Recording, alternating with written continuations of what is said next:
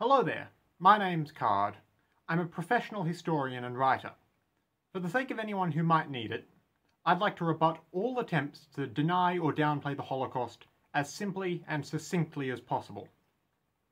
You hear a few main different arguments from people who deny the Holocaust, and you can dismiss them all very easily. Here's how. 1.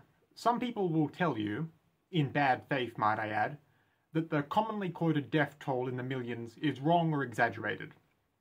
To this you can tell them it isn't, but it wouldn't matter anyway. It doesn't matter if the number is 6 million or more, or say, a mere 100,000. If a nation-state, such as Nazi Germany, had rounded up and executed even a fraction of the real number, that is also a horrific crime against humanity, and the nation which did it would deserve to be invaded by the Allied powers and utterly destroyed. If a nation targeted just one neighbourhood, or even just one family, that situation would be a monstrous crime which warrants that nation's destruction. The second argument you might hear is that the people relocated to prison camps weren't executed in gas chambers or in front of firing squads. They simply died of disease or a lack of food. Again, that's not any better.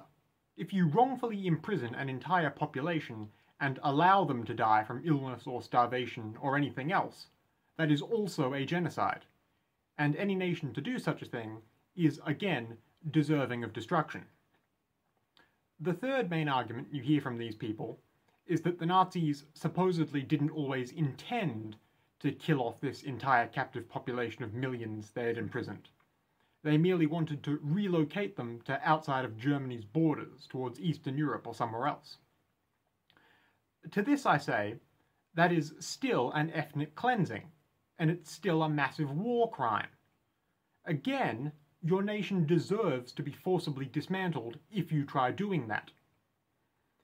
The final argument you might hear from the people who cling on to this stuff is that they say no Holocaust happened. The whole story was a wholesale fabrication after the war to make the defeated Germany look bad. That is completely laughable. But let's say for a second, what if it was true? Well, vae victis. You did lose, and in doing so, lost the right to not be humbled afterwards. The Nazis started an expansionist war, all the while shouting might makes right from the rooftops. Then they lost.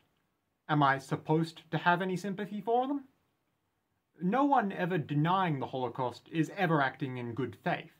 But even in the fantasy scenarios they cook up with in their own heads, the Nazis are still at fault.